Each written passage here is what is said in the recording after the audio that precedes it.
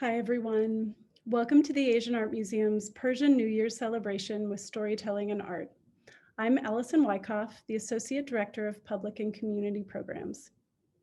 I'd like to start tonight's program with two important recognitions. The Asian Art Museum sits on the San Francisco Peninsula and is located within the occupied territories of the Ohlone peoples, Ramaytush, and the coastal Miwok. We remember their continued connection to this region and give thanks to them as we live, work, and learn on their traditional homeland. We offer our respect to their elders and to all Indigenous peoples, past and present. The second is a bit heavier.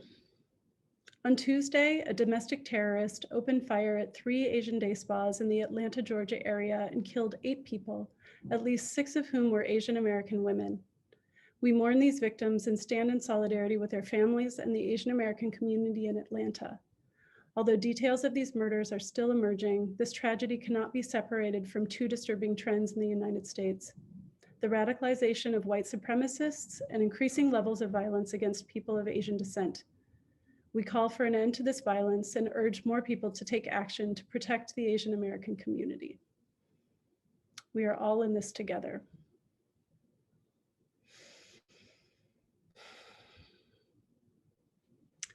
I know people are logging in from different places, and I'm curious where you all are. Please drop your location in the chat so we can see. Nowruz Mubarak, Happy Nowruz. Some people begin the new year on January 1st. Others connect the new year not just to the solar cycle, but also to the phases of the moon. And some look forward to the spring equinox when the sun is over the equator and day and night are exactly the same length of time. Persians all over the world call that Nowruz, the new day of the new year. This year it falls on March 20th. Tonight we're going to learn about Nowruz and its traditions through art and storytelling with Asian Art Museum docents, storytellers, and our special guest, educator and community partner, Homa Hanjani. Homa is a longtime partner of the museum who's played an integral part in our on-site Persian New Year celebrations. Tonight, she's going to introduce us to her family's Nowruz traditions. It's such a privilege to have you as part of this program, Homa. Thank you so much. It is an honor to be invited to speak to the Persian New Year, one of my favorite traditions growing up, and of course, something that I've cultivated for my own children and many of the families we know around us, but also many of the families that my children have gotten to know over the course of their growing up. I have a few slides that I'm going to share with you and to talk through a little bit about my personal story celebrating Nowruz. I know that with every tradition comes a lot of personal interpretation and the joys and stories that we bring to experiences. So I am very excited to share a few pieces of this very important time in the year for us. Can have the slides on. One of the things that I have really enjoyed is the aspect of Nowruz brings people together. And I am so excited that even though we are in different places and distances away, we are still together in celebrating this time. As Allison shared, Nowruz means the first day of spring. No means new, Ruz means day. And basically this tradition allows us to welcome the spring and say goodbye to winter. Next slide. There are many countries that celebrate Nowruz: Afghanistan, Iran, Turkey, Tajikistan, Uzbekistan. I personally grew up in Iran and I celebrated Nowruz with my family and friends in the region. When I came here, some of the things that were really important to me stayed very focal and central to my life, as well as the ability to be able to bring some of the memories back. We continue to celebrate Nowruz together as friends and families. Next slide. Sal No Mubarak, which means Happy New Year.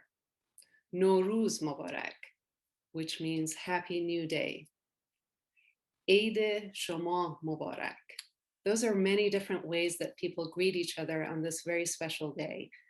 but it marks the first day of spring. And I think that's very special. Like we normally here celebrate the new year at 12 o'clock as the year changes. For us in Iran, we celebrate exactly the moment in time when winter ends and spring begins at the vernal equinox. So this can land at any time during the day or the night. And I remember as a child growing up, no matter what time it was, my parents would wake me up and bring us to the table with everybody else. And we had to put something sweet in our mouth. We had to look and greet each other, kiss each other, hug each other, and be able to start the new year that way. It was tradition that they said that whatever you happen to do at the moment that the year changes, that's something that will carry through the year. So you certainly didn't want to spend your time sleeping during the change of the year. Next slide. Hafseen is something that you might hear people talking about. This is a table setting or a setting of any sort that families create. It could be as small and humble as the one you see here. This is in our home, or it could be really elaborate and beautiful and filled with a lot of different kinds of things. Again, these are different ways that different families can share their traditions and their interests in celebrating this very meaningful time in the year. Every item that you put on the table has a symbolism.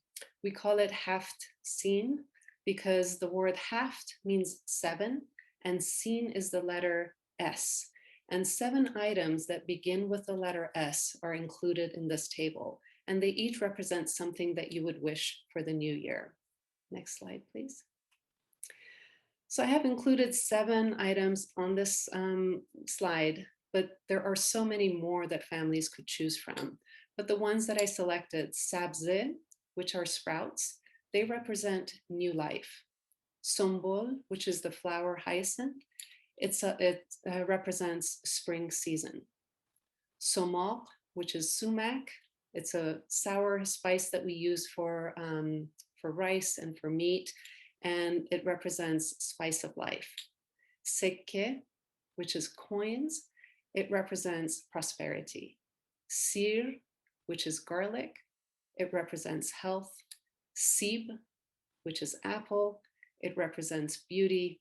And serke, which is vinegar, it represents age and wisdom. There are many other items, as I mentioned, but there are also items that don't necessarily start with this S symbolism, and there's still items that people include in their on their hafseen, such as candles for light, eggs, colored eggs for fertility in spring, fish that shows the cycle of life, and mirror is an opportunity for you to look at yourself in the mirror during that time and be able to reflect on what are some aspects about yourself that you want to keep for the new year and what are some things that you may want to let go of in your growth and in the new year. Next slide. So leading up to the new year, there are a lot of different things people do, just like many other cultures have. Cleaning up your home, being able to get new clothing, and being able to get ready to bake lots of beautiful, wonderful tasting sweets, as well as dishes that you will spread with, on the table with friends and family. Next slide. One of our favorite things that we do is the last Tuesday of the year, we all used to gather in different parts of the neighborhood where it was safe to have small fires so that you can actually jump over. Nowruz is a tradition that originated from the Zoroastrian religion and traditions. And so this kind of exchange with the fire, to ask for the fire to take away the yellow, pale color of my face and give me your beautiful red, is an exchange of a phrase that we share as we jump over the fire. And it's an opportunity, again, to let go of all the things that you don't want to carry into the new year with you, and to welcome and be open to receiving a lot of new and wonderful things for the new year. So this happened just this past Tuesday. And this year, of course, it was not celebrated in the same way, but in the past years, large groups of Iranians, and this picture was taken at McNear's Beach, where a large group of families gather. And again, very safely, they have arranged these in sand so that there's less chance of spreading the fire, and it brings a lot of people together in sharing this moment in time. Next slide. Another thing we do is during the time when we have our holiday, which is usually a 2-week holiday for the New Year's in Iran, we go and visit family and friends, and we call that Eid Didani. And basically, this is an opportunity to go and visit and see people. Every family does it differently. I remember our family, usually we started visiting the eldest in our family first, and then we began to go and visit other family members. And usually people are home and they're welcoming and receiving people to come by. Oftentimes amazing, delicious sweets are served, tea is served, and a lot of good times, laughs, and memories are shared. Next slide. One thing that we do at the final day of the celebration, which is 13 days after the first day of spring, usually families leave the main cities and go and find an area where it's green, and hopefully there will be a running water somewhere. And basically what you end up doing is just celebrate life and celebrate spring. And one thing I remember again from my childhood, my family sharing, is that you kind of, we take a lot from the earth, and it's time to actually give back. And one of the things we used to do is the sprouts that we grew, we would take them again in the outskirts and put it in a running water, and essentially giving it back to the earth again. This is again another opportunity for family and friends to get together and spend some time outside. Here you see some pictures of us playing backgammon and just having a nice time with family and friends. Next slide. And when we finish our time together after the 13 days, again, family and friends are going to continue to spend time with each other, but it ultimately allows reflection and an opportunity for more growth into the new year. Alma, thank you. I didn't know the practice of returning the sabze to the earth at the end of the 2-week Nowruz celebration. That was new to me, and I love that. I love that idea. So you and I began working together in 2004, but your relationship with the museum began before that, and includes your husband and son, both of whom worked as artists in the museum. Can you tell us about how your relationship with the museum started? Of course. So I have been in education for over 25 years, and it's been just a joy for me not only to just remind myself how much culture and traditions matter, but also to share that with my students when I taught in kindergarten or I taught in 6th grade. And having been an Iranian and having been in education, the Asian Art Museum, at the time, it was in the Golden Gate Park. They reached out to me through someone who knew me and asked if I would be able to come up with a project that would actually celebrate this tradition in the museum for children. So it was a hands-on project.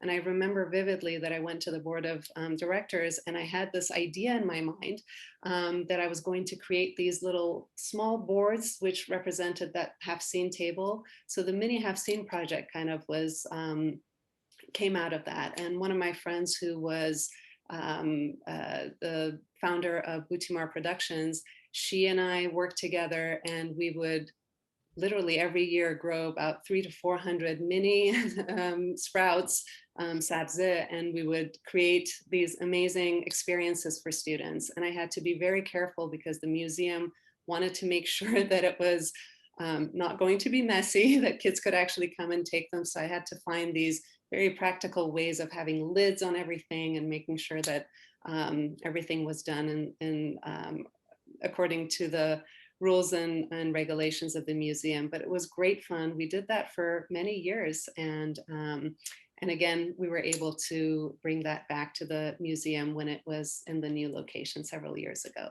So I think it's been kind of spread among a lot of different generations and a lot of different cultures and families. Yeah, such a great activity. And in fact, my kids cleaned out their room not too long ago, and the Hafseen board that they made at the museum, I guess it was the last time we did this activity, was like shoved in a shelf, and the cups were kind of bent, but I think it was my daughter's, and she had taken such pride in coloring the Hafseen and coloring the different elements, and yeah, those were such great memories.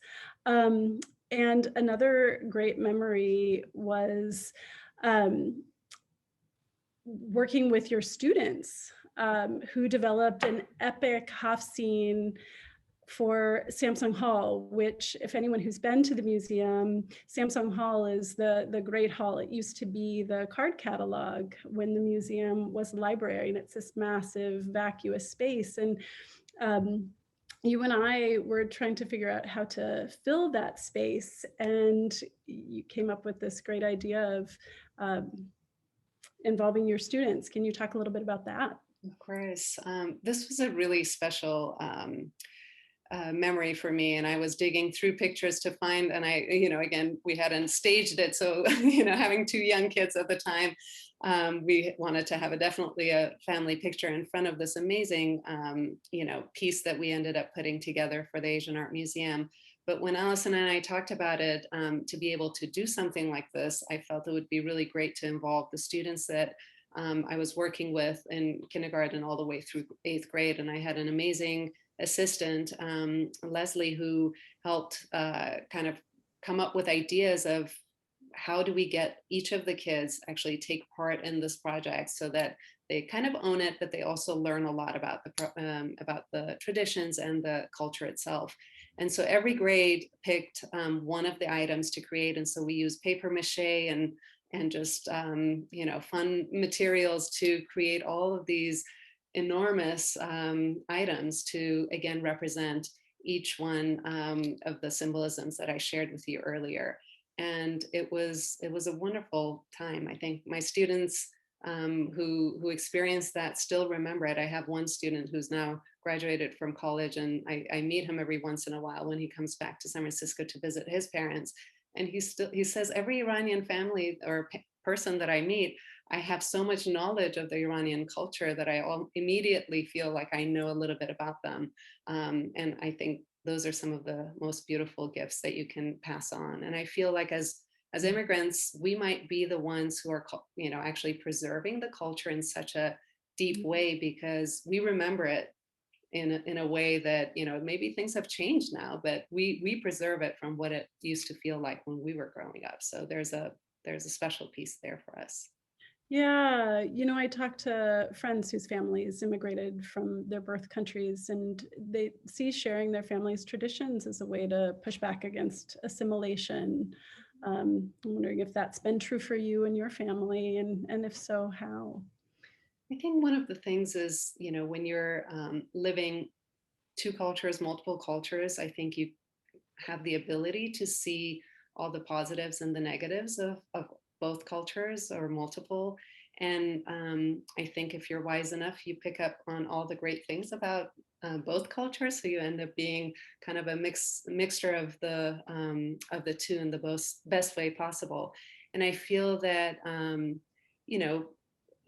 obviously you have memories never go away, and who you are and what has been kind of the foundational personality that you developed in the young ages will never go away. And I feel now with technology, there's so much access to be able to bring back a lot of those kinds of experiences, and whether it's through photography or movies, or just being able to be in contact with people miles and miles away. I think those really preserve the kinds of things that we would hope to cultivate, whether at home or not. I think being able to appreciate different cultures and understand them and embrace them, I think that's what makes all of us better people in this world.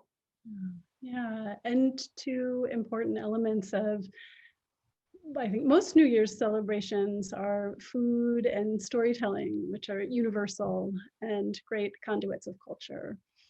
Homa, thank you so much for sharing with us. Thank you for inviting me.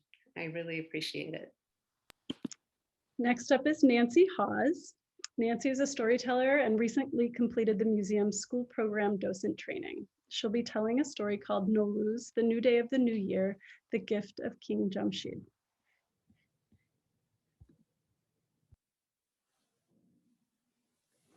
Good evening and welcome to the Asian Art Museum. I'm going to follow up on Homa. Homa told us the story of how her family celebrates Nowruz today. But Nowruz has been celebrated for many, many, many, many hundreds of years, long, long back into the past. And today I'm going to tell you how it all began. Long, long, long ago, in the early days of the world, the creator who lived high up in the light looked down onto the beautiful country of Persia and saw that the king had died. And he saw that there was a son, Jamshed. And Jamshed was a big, strong young man. And so the king brought him up, the creator brought him up and said to him, Jamshed, are you ready to be the next king? Are you ready to help the people tell the difference between evil and good?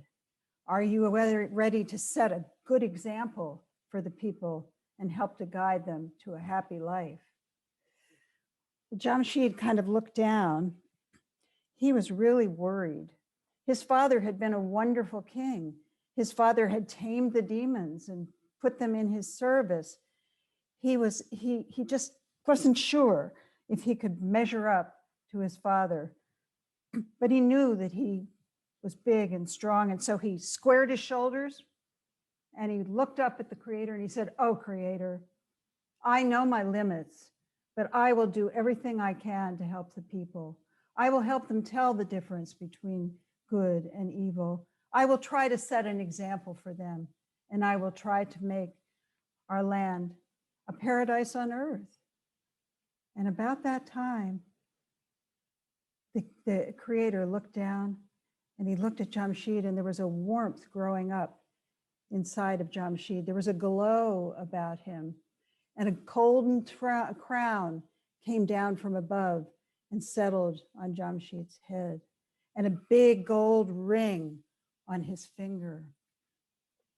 And as he felt this feeling of warmth inside him, the creator said to him, Jamshed, you are feeling the far. The far is what I am giving to people who will do good for the people. It is your power. And so he took Jamshed and he took him down and he put him on top of the tallest mountain in Persia. And the people were down in the plain below. And they looked up and they could see the sun, the great yellow ball of the sun. And then they saw a second golden ball and they said, do we have two suns? But then they noticed that the one sun was beginning to make its way down the mountain. And as it got closer to them, they realized, no, that's not the sun. That's King Jamshed. And so Jamshed came down to the people. He showed them his crown. He showed them his ring. And he told them about his far and how he would help them to make Persia the paradise that they all wanted it to be. And he did. He did many things for the Persian people. He taught them how to make metal, things out of metal. He taught them how to make clothes out of cloth. Before that, they had worn animal skins. He taught them how to build cities. He taught them sciences like medicine and astronomy. He taught them how to make wine. And my favorite, he taught them how to make sugar.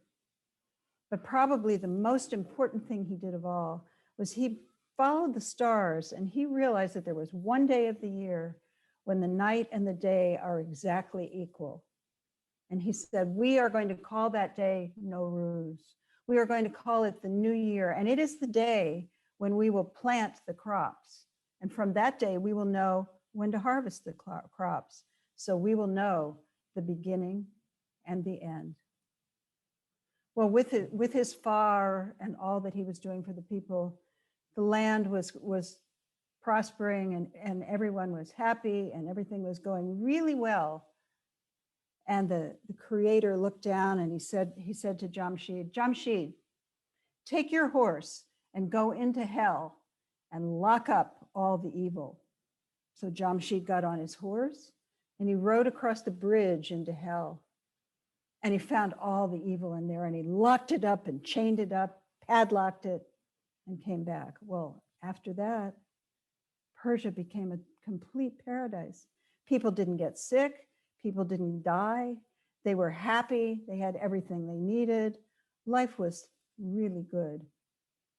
And this went on for quite a long time. And then one day, Jamshed was sitting on his throne and his stargazers came to him and said, "Oh Lord, it is almost time for Nowruz. How do you want to celebrate it this year?" Jamshed sat on his throne and then he leaned back, narrowed his eyes and began to tap his fingers. He said, "You know, all that I've done for these people, look at my throne. It's really puny. I want a big throne." So he raised his arm up and the demons that had worked for his father came roaring in. People didn't use them very often because they were pretty grouchy. But he said to them, "I want you to build me the biggest throne in the whole world, all gold. And then I want you to go into earth and bring out the gems, the sapphires, the diamonds, the rubies, the emeralds, and go down into the sea and bring the biggest pearls you can find and crust my whole throne and make it the biggest, best throne in the world." So the demons went off and got to work and they made a fabulous throne. And on the first day of Nowruz, just as sun was rising, they brought the throne down and put it in the city square. And Jamshed came out, looked around, seated himself on the throne, shot up both arms, and more demons came in. They came in on hot air, fire breathing, coming down around him. And he said, "Take my throne and lift it up. I want to go up in the air. I want to go up as high as the sun, higher, higher, higher." And they pushed him up until he was way above the people. And then he looked down and he said to them, "Look at this paradise that I've created for you. You have no light, you have no death, you have no sickness, you have everything you want, and it's all because of me." And he said, bow down and call me the creator." The world stopped. There was great silence. And Jamshed grabbed his chest because out of his chest came a giant black falcon with a pointed beak and claws. It was his far, and his far flew up into the sky, poked a hole in the heavens, and disappeared. Now through that hole, evil found a space to come down to earth. And the kingdom next to Jamshed's was run by an evil young king named Zahak. Zahak had killed his father to become king, and he had snakes wrapped around his shoulders, and he fed the snakes the brains of young men. He was not a nice guy, and he was an evil, evil king. But the evil spirits came down and joined him. And the people in Jamshed's kingdom, when he came back down to earth and no longer had his far, things happened like happened to a normal king. Violence, war, hatred, poverty, sickness, death, all of those things that he had not experienced began to take over the country. And eventually the people rose up and said, "We have to get rid of Jamshed." And so they went to Zahak and they combined their armies with him and they went after Jamshed. And they chased him. They chased him across the country all the way to the Great Sea. And when they got there, Jamshed hid in the trunk of a tree. But Zahak had a huge saw with 1,000 teeth, and he sawed the tree in half. And that was the end of Jamshed. Now today, as Homa told you, people celebrate Nowruz with food and family and ceremonies and wonderful things. But they also spend some time remembering Jamshed, because although pride brought him down in the end, he also did many wonderful things for the Persian people. And so they take a moment to think about him. But most importantly, at the end of their celebrations, they always take time to dedicate themselves to the good of the people for the coming year.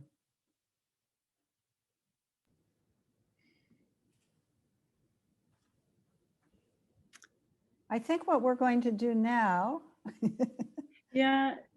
Nancy, I just want to thank you for that story, which was written by a former museum storyteller who was inspired by Nowruz and the story of King Jamshed. I love the way that you tell it, and I was both mesmerized by your storytelling and that beautiful bouquet that you have. I've been trying to keep it alive. You have an object from our West Asian collection to share, along with an artful thinking activity, which I'm excited you'll lead us through. And I'll read the answers that to the questions that people put in the chat. So just kind of setting the stage for everyone here. So this is a beautiful piece from the Asian Art Museum's collection. It's a very old Iranian platter plate. They think it's probably 900 to 1,000. And I just love it for a number of reasons, but one of the reasons is because it kind of ties into the story. They say it's a hunting horse and with a fantastic animal. And my first question would be, do you remember what the horse did in my story?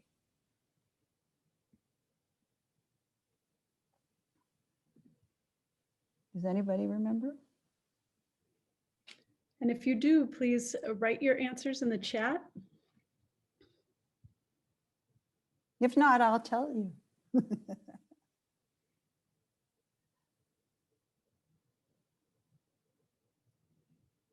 Okay, I'll tell you.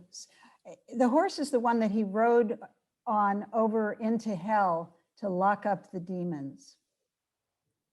Now, the description of this plate says that there is a horse and a fantastic, actually there are two fantastic animals. What parts of the different animals do you see and where are they?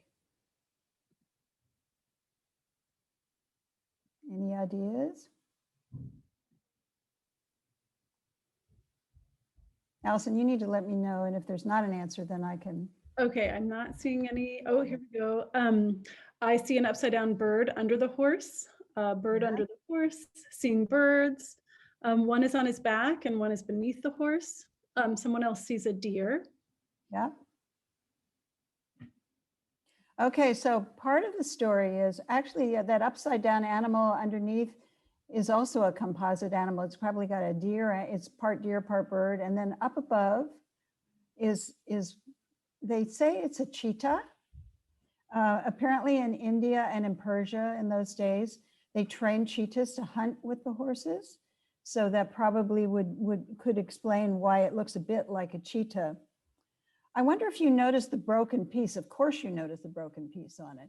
And what do you think about that? Does it bother you? I think the other choice would have been to have left it broken, but I think they did a really good job of saving the majority of what we're looking at. So what's missing? Can you see that animal on top? What does it look like to you? Remember, it's a composite, so it's probably a couple different animals. Okay, griffin. Griffin, that's a good observation, yes. So I think if you look at the head, I think I see a parrot. Okay, yes. Doesn't it look like its head is kind of parrot-like? But then its body looks kind of like, well, they talked about a panther. Could it be a panther? What do they say? If a panther calls, don't answer. So the bird might even be a Kaha bird. And Nancy Jacobs is going to tell you the story of the Kaha bird in a few minutes. Finally, I just thought, what kind of food do you think you might put onto this platter? Or do you think you'd put food on it? How would you use this platter? Would you use it for Nowruz?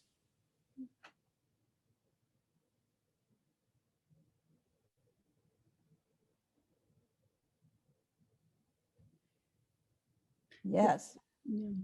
I think if Homa would allow me, I would love to put one of those wonderful Persian rice dishes on top of it, so that as you ate it, you would begin to see the design as you finished it off. Mm. So, Fruit, okay. vegetables. Yeah, All right. it's beautiful. Yes, jeweled rice, right. Candies. Mm. Something to let you see the horse. We'd have to arrange it around the edge, right? That's great. Okay, Allison. I'll Nancy, turn it thank back. you so much. You're That was welcome. really fun. It made me feel like I was back in the museum looking at art in the galleries. Right. Our next presenter is Kathleen Maher, a talented docent who will introduce us to one of the museum's masterpieces.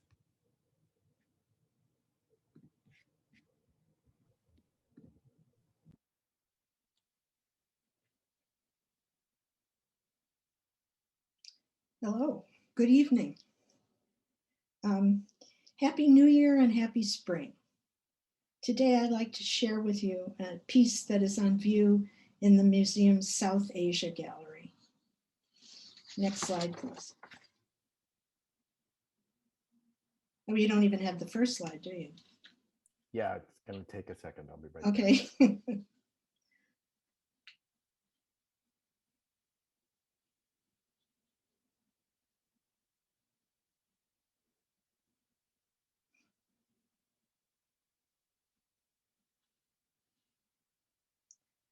So this is the object I'm going to be talking about, and it is in the South Asia Gallery, right at the entrance to the West Asia Gallery. If you've been to the museum, I wonder how many of you have seen it. Anybody?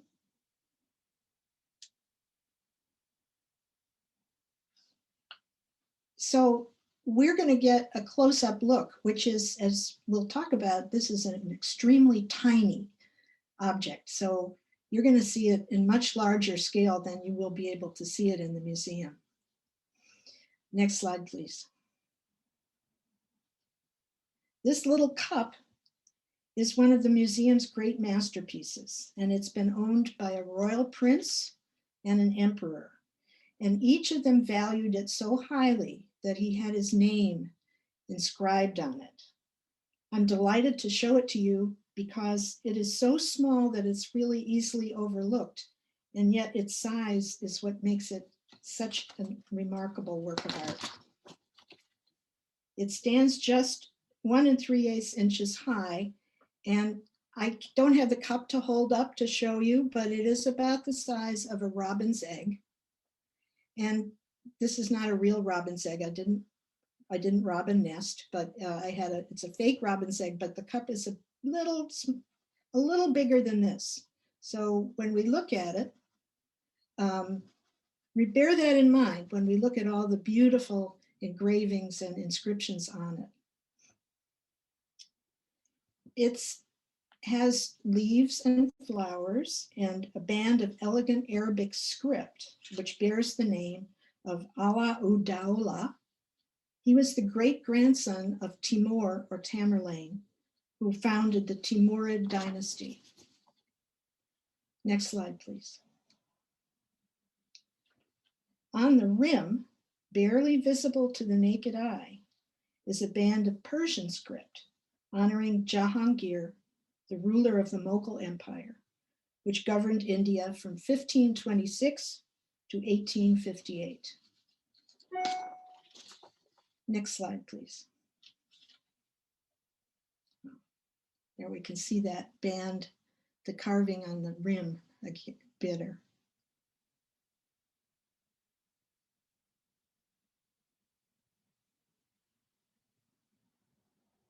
Next slide, please. So the Timurid dynasty governed Central Asia, the area that you see here in the map that's kind of pinkish brown, in the 15th century. The empire covered parts of modern-day Iran, as well as Afghanistan and Uzbekistan. And Uzbekistan is where it's believed this cup was made. Next slide, please. The Timurids were known as sophisticated patrons of the arts, and they valued elegant and refined workmanship. Jade was highly prized, and white jade was particularly prized. The calligraphic and decorative engravings on this cup were made with abrasive tools and abrasive paste because jade is too hard and brittle to be worked with carving tools. Next slide, please. Calligraphy is the highest form of art in Islamic culture, and the writing on this cup had to be both beautiful and legible. And remember, it's that big, okay? It took remarkable skill to produce the graceful inscription in Arabic and Persian writing on the rounded surface of this cup. Next slide. 175 years after this cup was made, it was in the collection of the Mughal Emperor Jahangir, whose dynasty descended from the Timurids. Collecting Timurid objects and manuscripts was a way to emphasize the Mughals' heritage and to legitimate their position as rulers. Next slide, please. To call attention to his own connection with the Timurids, Jahangir ordered his name to be written on the rim. So take a moment to honor and think about the steady hand and remarkable eyesight of the Mughal artist who picked up tools to add this tiny inscription to the rim of the emperor's precious cup. And he must have been and I assume it's he must have been a very courageous artist to do that, and to a cup that the emperor valued so highly, but he succeeded. Next slide, please. What was the cup used for? We don't know for sure. Both the Arabic and the Persian inscriptions describe it as a durj, which has been translated as a casket or jewel case. But it's very small, so it would not have been able to hold very many jewels, or if any. And it did not appear to have a lid, which you would expect a jewel case to have. So, because jade was believed to provide an antidote to poison, it's possible that the cup was intended to safely hold wine or other life-prolonging drinks. Next slide. Despite its small size, this cup tells a story that's 2 centuries long, Timurid artistry and Mughal pride in ancestral heritage and tradition. So next time you come to the museum, be sure to come and look for the cup on the 3rd floor, and you will find the following video display.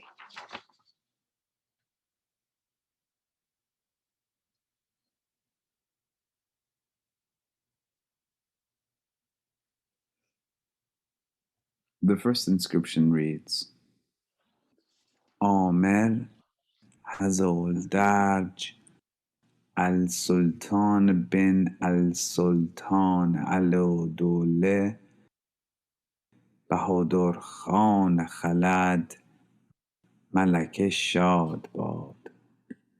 Translating to the Sultan, son of the Sultan, Alo-Dole Bahadur Khan, may God perpetuate his kingdom, ordered the completion of this container.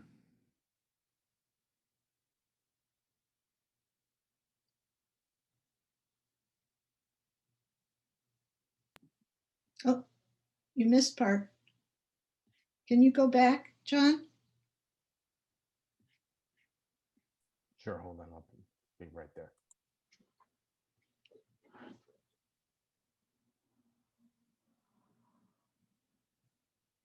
We want the Persian part too.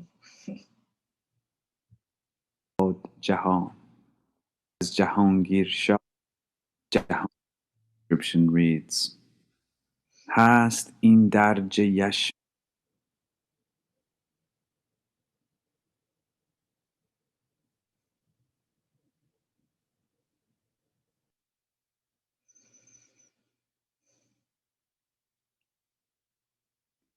And the second inscription reads, هست این درج یشم جان پرور از جهانگیر شاه اکبر تا بود حقه فلک گردان از جهانگیر شاه باد جهان. Translating to, this life-prolonging jade container belongs to Jahangir Shah, son of Akbar Shah.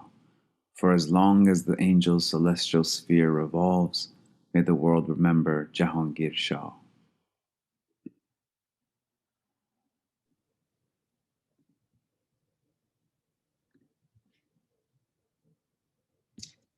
Thank you. We hope to see you soon, and we hope you come and see the cup in the flesh, so to speak. Kathleen, thank you. Many people in the chat commented on how much they like the jade cup, which is a very special object for many reasons. And as you said, it's tiny. And because of that, could be easily missed amongst all of the other artworks on view. Of all the objects in the museum collection, what piqued your interest in this one? Well, at first I wasn't so interested, because when I first came to the museum for my docent training, it was in a case with a bunch of other jade pieces, and they were all beautiful, but it didn't really stand out. And then there was a lecture by Kamar Adamji, who was a curator then, and she made me fall in love with it. It was so interesting because it had this wonderful history. And I just, I kind of personalized, and I think I showed that. I thought, what did these artists that are so talented, and particularly that one who had to take this cup that was already a masterpiece and start carving on it again. And I just thought, I really, respect to that guy. And I just thought it was wonderful, and I just want people to see it. And now it has its own special case where it's highlighted, and we have this nice video where you can really see all the carvings. Yeah, it is truly spectacular. And as you said, the mastery, the artistry is really just incredible to think about how such fine inscription and such fine decorations were put on such a tiny object. Yes. And Fred, I see your question in the chat. I do not know how it came into Jahangir's possession. So that's something I'll have to get back to you about.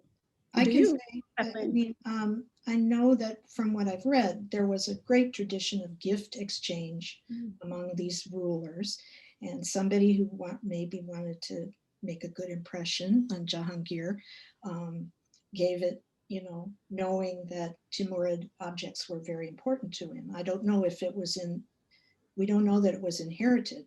So we know that he had it. We don't know if any of his predecessors had it. Thank you, Kathleen. I did not know that. So last on tonight's program is storyteller Nancy Jacobs, who also has a long history with the museum as a former staff member. We're lucky to have Nancy here tonight telling the story of the Kaha bird, a story from Tajikistan, another country that celebrates Nowruz.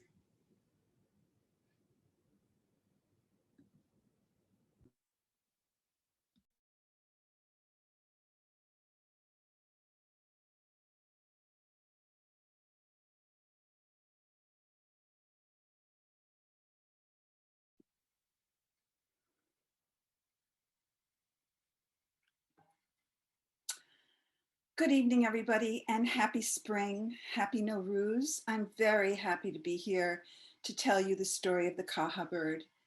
I feel a very close association with Iran because my grandparents were born there, and our food is very similar to the food that I ate when I traveled to Iran. And I want to tell this story tonight and dedicate it to my dear friend, Donna Janatpur, who died this year. So long, long ago, in Persia and in West Asia, there lived an old fisherman, and every day he would go to the river and he would fish, and he would bring back maybe one fish or two fish if he was very lucky, to share with his wife for their dinner. They were very poor. They didn't have any other money, and they couldn't buy any other food. So most of the time, they went to sleep hungry. But every day he went to the river. And one day when he was fishing, waiting for a fish to take the bite on his line, this beautiful, beautiful bird with silver feathers and a long beak, whose feathers were just shining in the sun, landed on the tree right above where the fisherman was fishing and watched him for a little while. Finally, the bird looked down on the fisherman and said, "Old man, what are you doing? You've been sitting here for an hour doing nothing." The man looked up and realized it was the magical Kaha bird who brought good luck to people who were good. And he said, "Oh, bird, I am just fishing. If I catch a fish, my wife and I will be able to have dinner tonight." And the bird looked down and said, "What if you don't catch a fish?" "Well, in that case, there's no dinner for my wife and me. We'll just go to bed." Well, the Kaha bird looked at the fisherman and said, "You have worked so hard. I have seen you before. I know that you come here every day and you have nothing else. So in your garden tonight, at about midnight, I will give you a big bird, a big fish. And every night after that, I will leave a fish for you and you can sell it. And then you will never be poor and hungry again." And the old fisherman was so surprised. He was just beyond believing any of this, but he went home that night and told his wife that maybe they would get a gift in the middle of the night. And lo and behold, around midnight, they heard a big smack and they went out into the garden, and there was laying this beautiful, fresh, gorgeous, big fish. Well, they started cutting it up and frying it up, and first they ate themselves so many pieces of fish. They hadn't had so much food in many, many, many years. And in the morning, they got up and the old man went to the market and sold every piece of fish. And he came home to his wife with a bag of rice and vegetables and a piece of chicken. They ate like kings that evening. And they went to bed, and the Kaha bird kept its promise. That night, another fish landed in their garden. And every night that happened. And every day the fisherman would get up and cut the fish into many pieces and take it to the marketplace and sell it. And he sold every piece every day. And eventually he made enough money that he could buy himself a little garden with his house. He bought a new house and it had a garden. And he had a new winter coat so he wouldn't be cold. And his wife had a winter coat so she wouldn't be cold. Their life was very, very nice from then on. And the Kaha bird kept her promise. Every night there was a fresh fish for the old man and his wife. Well, one day when he was in the market, he was selling his fish, and all of a sudden, a crier from the Shah, the king's house, came. "Attention, attention! The king has learned that there is a Kaha bird, magical Kaha bird somewhere in our area. The king needs the Kaha bird. Who has it?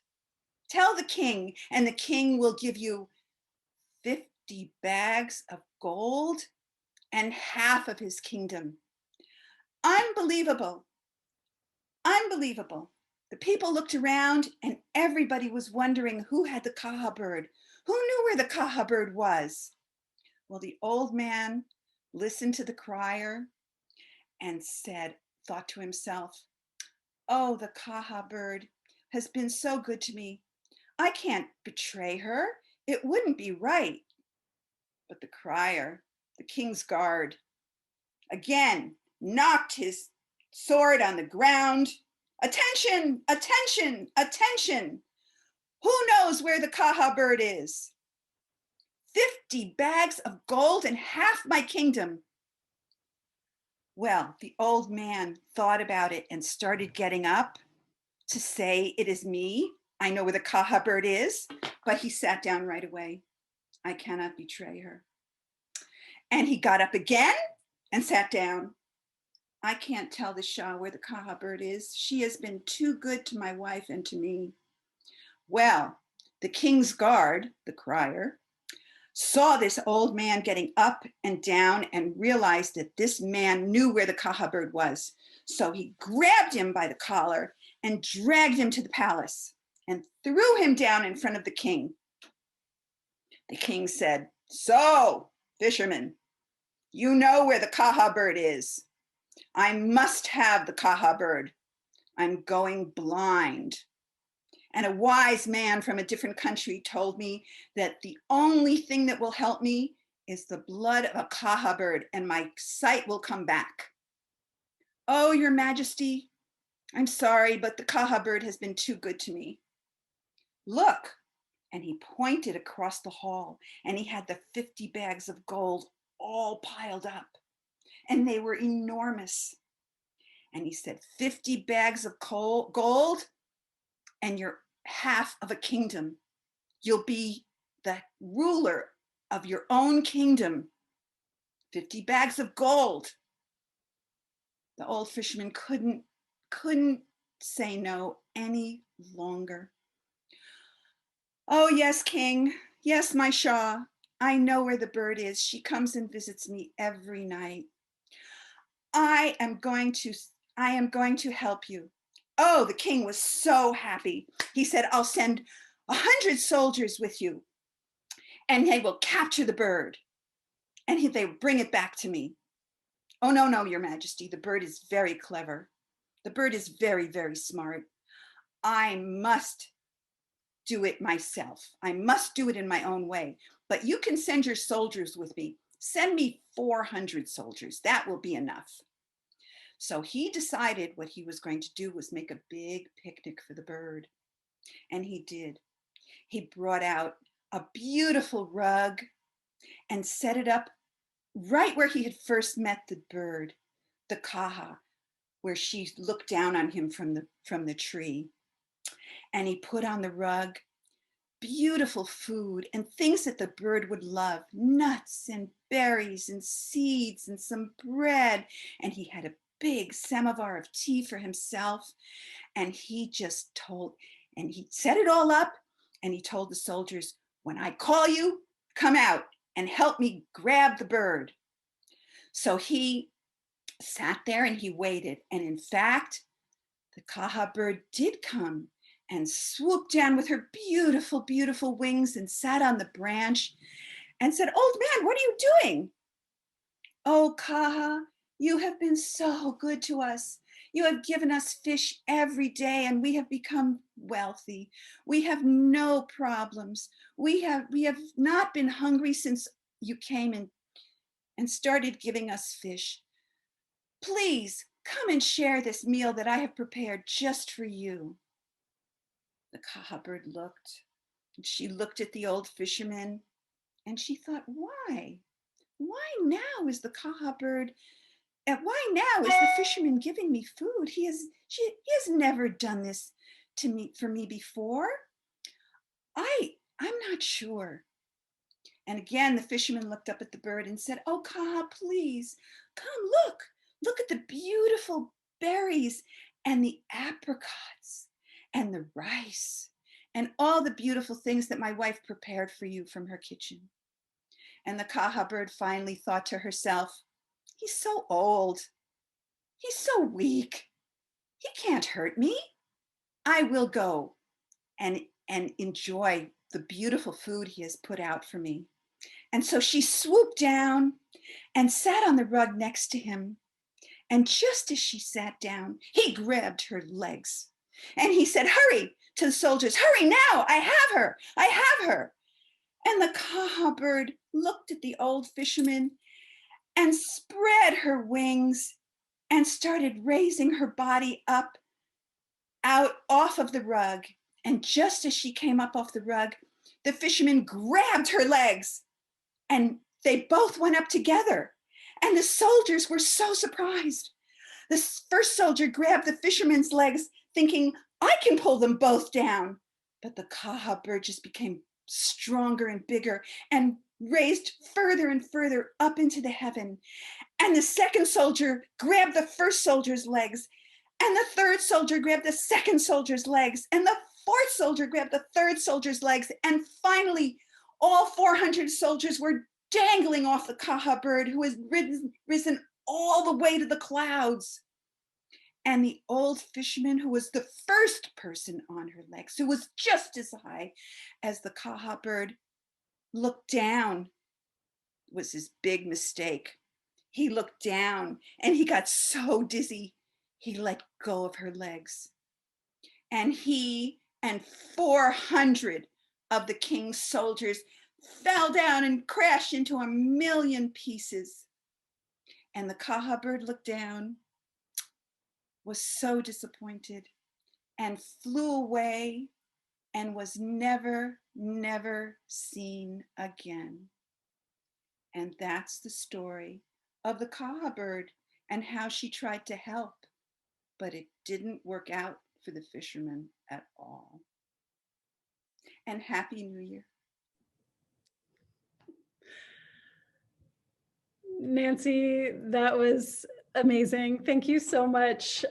I was right there with you, and I was one of the soldiers who was holding on to the Kaha bird.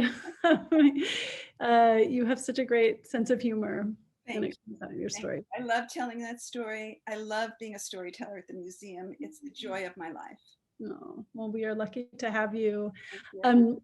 You mentioned the story has a samovar, and then the other day when we were doing our run through, you showed us, or you showed Want my tiny little samovar? Yes, so cute.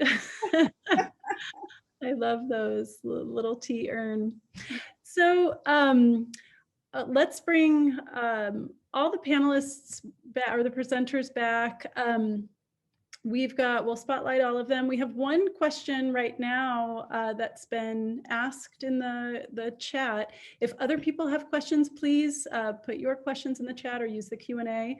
This is for Homa. Homa, if my understanding is correct, Nowruz is not a religious holiday in Iran. If so, can you speak about how non-Persian communities celebrate Nowruz? For example, Armenians, Jews, etc. Yeah, it is. It's really welcoming the spring and being able to renew begin again, essentially. And so I think it's a lot of it has to do with coming together as family, as community, and being able to reflect and again, start over with good thoughts and cheers for the community. That's great, thank you. Are there any other questions? Well, we've had wonderful comments in the chat. People have loved the storytelling, both presentations. And I just want to say thank you so much to all of our presenters tonight. This is really wonderful. I love learning more about Nowruz, about the objects in our collection, hearing these stories told in different ways. And I'm just so appreciative of your participation in this program and for making our Persian New Year celebration so rich and wonderful. Thank you to the presenters. Thank you so much to our audience joining from places as far as Vietnam and as close as San Francisco. Really appreciate all of you tuning in tonight. And please look at the museum's website. We've got a great slate of programs coming up, and the museum is open. So our doors are open Thursday through Monday. Check the website, reserve your tickets in advance. We've got some amazing new exhibitions on view and some gorgeous public art that's up outside of the building as well. So thank you all for joining us. John, thank you for being our tech whiz. Zoom is such a fickle friend. Thank you for Enjoy. inviting us. Thank Eid Shalom Mubarak. you. Happy Thank Nowruz. you. Happy Nowruz.